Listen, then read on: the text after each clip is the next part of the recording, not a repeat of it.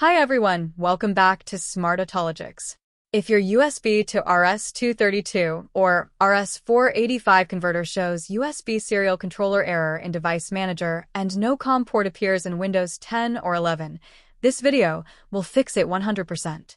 After connecting the USB converter, Windows detects the device, but it appears under other devices as USB serial controller with a yellow warning sign.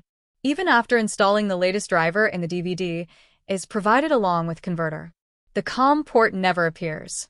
This happens because most USB converters in the market use clone chips, and the latest prolific drivers block them. That's why even after installing the latest driver in COM port with warning sign appears or COM port never appears. The solution is to install an older compatible prolific driver version. Link is given in the description.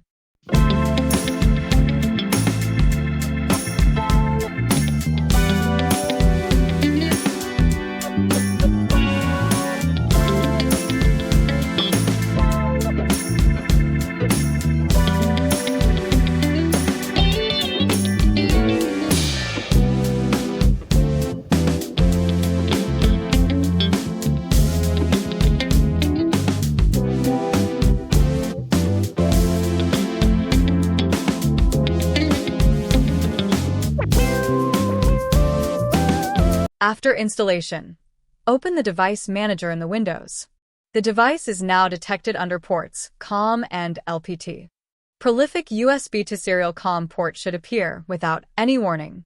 If warning is still visible, then driver need to updated manually. Right-click, select Update Driver. Choose Browse My Computer for drivers, point to where you downloaded. Check Include subfolders, click Let Me Pick option below. Select the 3.3.2.105 and double-click to install. As you can see, prolific USB to serial COM port is visible and the COM port number is assigned. Converter is ready to use for RS232 and RS485 Modbus RU.